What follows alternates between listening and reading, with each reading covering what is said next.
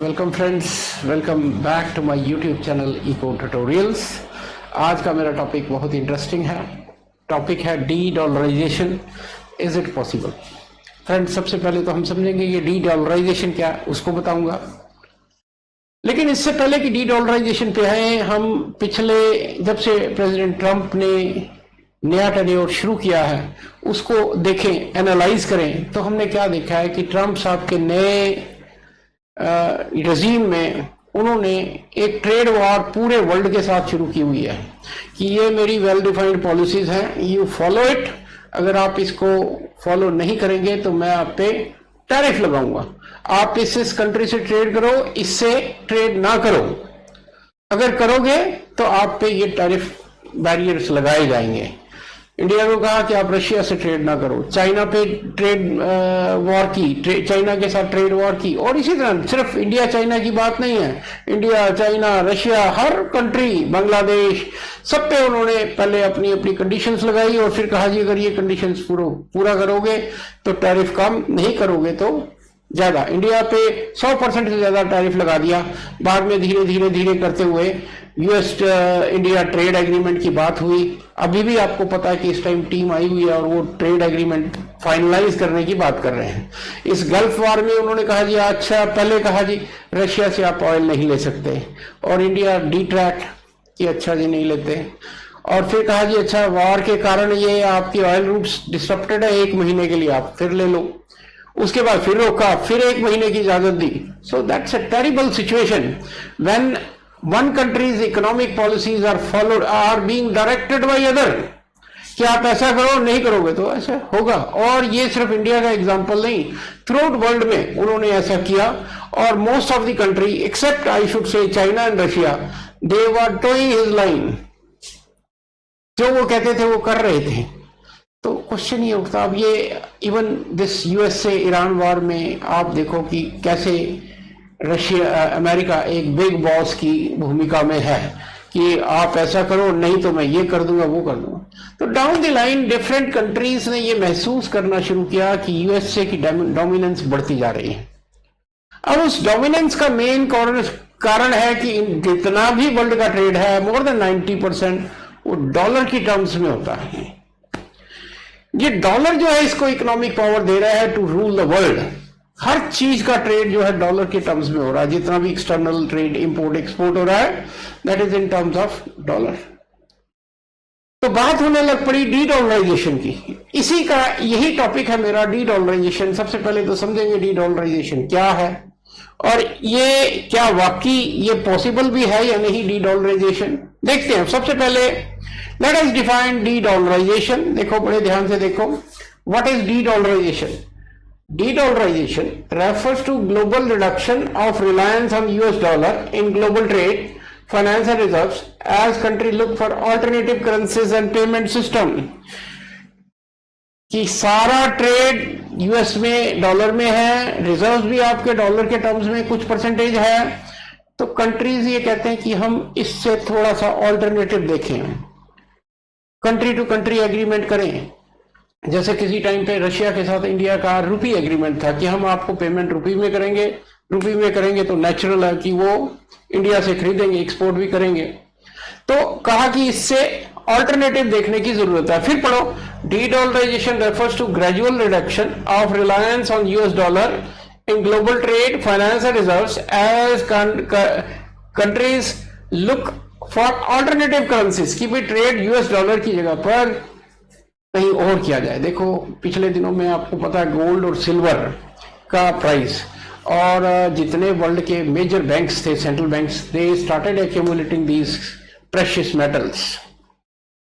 वो बेसिकली उनके पीछे जो आइडिया काम कर रहा है कि कहीं ना कहीं, कभी ना कभी ये डी डॉलराइजेशन की मुहिम जो है वो तेजी पकड़ेगी, डॉलर एकदम क्रैश कर। उस टाइम ये gold and silver strategic reserves बहुत इंपॉर्टेंट हो जाएंगे। देखो, इसमें की एस्पेक्ट क्या है, कंट्रीज डाइवर्सिफाई अवे, मैं इस पे स्ट्रेस दे रहा हूं वर्ड पे, away from US dollar in trade and finance, greater use of local currencies in bilateral trade, development of alternative payment and settlement system, aims to reduce vulnerability to sanctions, dollar volatility and external shock.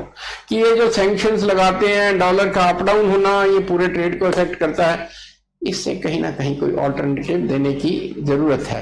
और major economies they are seriously thinking of de dollarization. De dollarization means moving away from dollar. देखो क्या कहते हैं, why is it happening कि de dollarization की बात आखिर हम कर क्यों रहे हैं? Geopolitical sanction, tensions, sanctions and restrictions. आपको पता है सैंक्शंस की मैंने शुरुआत यहीं से की, सैंक्शंस लगानी शुरू कर दी। डॉलर वॉलेटिलिटी कि डॉलर वॉलेटाइल, डॉलर गिरा तो सारी इकोनॉमीज हिल गई, डॉलर बढ़ा तो इकोनॉमीज हिल गई। डॉलर वॉलेटाइल रहा पिछले दिनों। Then desire for greater economic sovereign कि व्हाई डिपेंड ऑन डॉलर। आप एक सॉवरेन गवर्नमेंट हो, अपनी करेंसी पे डिपेंड करो, नॉट ऑन डॉलर।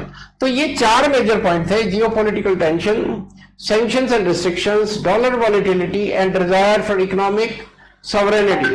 और क्या इमर्ज कर रहा है? लोकल करेंसी ट्रेड एग्रीमेंट्स की बात हो रही है, greater use of non US dollar currencies की बात हो रही है, ऑल्टरनेटिव पेमेंट सिस्टम की बात हो रही है, और diversification of foreign exchange reserve कि डॉलर में फॉरेन एक्सचेंज रिजर्व को कम से कम किया जाए। इसीलिए मैंने बताया कि गोल्ड और सिल्वर में भी जो मूवमेंट हो रही है, क्योंकि central banks are changing their reserve system. They are reducing dollars and going for gold and currency. So friends, dollar आने वाले दिनों में it is going to face the heat क्योंकि countries have started looking for alternatives. आगे चलते हैं। De-dollarisation major drivers क्या क्या है, मैंने वैसे कुछ बात की। जियोपॉलिटिकल टेंशन है, rise of emerging economy, growing influence of BRICS nations and regional blocks, increase use of local currency. देखो ब्रिक्स नेशंस, अभी भी पीछे एक मीटिंग हो रही थी इनकी, they are seriously thinking of this. उसमें चाइना, इंडिया, ब्राजील, रशिया, ये दे आर ऑलरेडी थिंकिंग कि आप इस ऑल्टरनेटिव यूएस डॉलर में ट्रेड ना करके ऑल्टरनेटिव अपनी लोकल करेंसीज में ट्रेड किया जाए, इससे दोनों को फायदा होगा।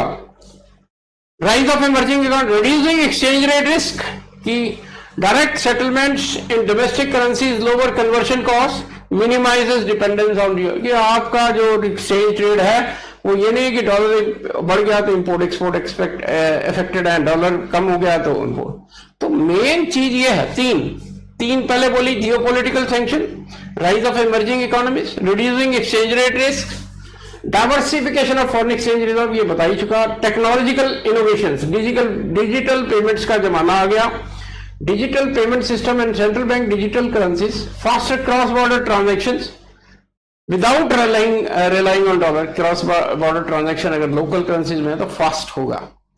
Then declining relative share of US economy कि यूएस का जो growth of other major economies encourages a multipolar currency system। एक करेंसी सिस्टम पे डिपेंड ना करो, यू हैव टू। और आगे जाके मैं कंक्लूड, मैं what I think as a student of economics, मैं क्या सोचता हूं।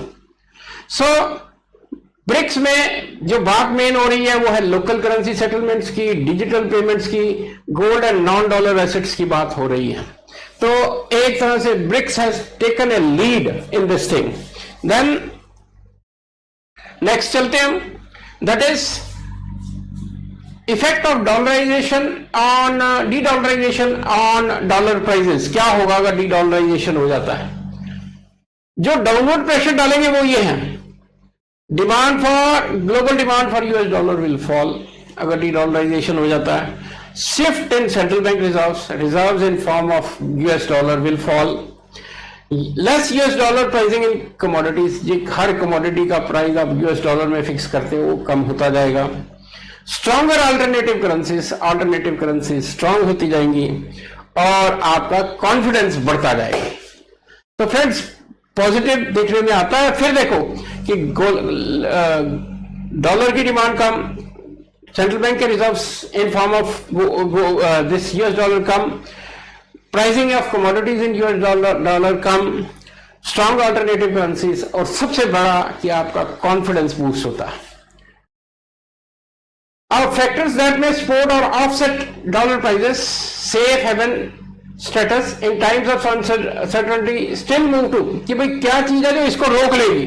वो है कि अभी भी सेफ हेवन कि लोगों का मेंटल सेटलमेंट अभी नई करेंसी नए सिस्टम में आए नहीं, विश्वास नहीं है कि सेफ हेवन अभी भी वो यूएस डॉलर को देखते हैं, इसलिए इसकी वैल्यू स्ट्रॉन्ग यूएस इकोनॉमी अगर इकोनॉमी यूएसए की गिरेगी तो ये डी डॉलराइजेशन की डिमांड और बढ़ेगी।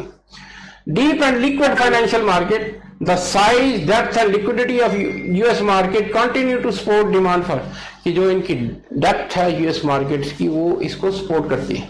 लिमिटेड वायबल अल्टरनेटिव्स मैंने बताया अभी करेंसीज है भी नहीं, सिस्टम्स है भी नहीं। देन देखो लास्ट में कंक्लूड जरूर करूंगा, can the USA stop D dollarization, ये बहुत इंपॉर्टेंट क्वेश्चन है कि बहुत शोर मच रहा है। आपको पता है प्रेसिडेंट ट्रंप ने ब्रिक्स के अगेंस्ट बहुत हार्श कमेंट्स दिए जो कि इस डी डॉलराइजेशन की बात कर रहे थे। तो क्वेश्चन है can the USA stop D dollarisation, कहता है yes the USA can slow, कैसे? Dollar remains the world's reserve currency with largest share of global foreign exchange reserve, आज की डेट में भी सबसे ज्यादा रिजर्व्स डॉलर के टर्म में है, तो कैसे आप डी डॉलराइजेशन कर लोगे?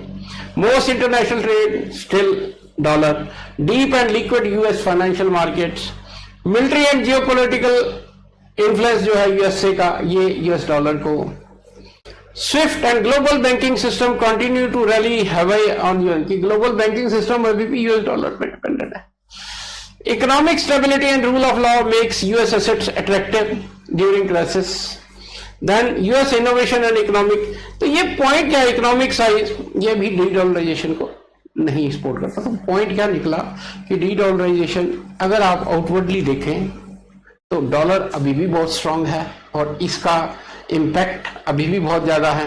तो डी डॉलराइजेशन कहां तक जा सकता है पहले ये देखते हैं। No the US can not stop, BRICS countries की बात हो गई, सैंक्शन पॉलिसी जो मैंने आपको शुरुआत की कि ये जो सैंक्शन पॉलिसी है इसने इस डी डॉलराइजेशन की डिमांड बढ़ाई है। Central banks are diversifying reserves, मैंने आपको बताया कि गोल्ड और सिल्वर के रिजर्व्स बढ़ा रहे हैं। बाइलेटरल ट्रेड एग्रीमेंट ज्यादा से ज्यादा लोकल करेंसीज में ट्रेंड बन चुका है। चाइना इज ग्रोइंग, और सबसे बड़ा फैक्टर एक जो है डी डॉलराइजेशन के कि चाइना ने अपनी करेंसी बहुत युआन को बहुत स्ट्रांग किया है और चाइना का इकोनॉमिक इन्फ्लुएंस वर्ल्ड में बढ़ता जा रहा है, और जैसे जैसे चाइना का इन्फ्लुएंस बढ़ेगा डॉलर का इन्फ्लुएंस डेफिनेटली कम होगा। High US public debt and fiscal deficit, कि अपने यूएसए के डेट बहुत बढ़ गए हैं, फिस्कल डेफिसिट बढ़ रहा है।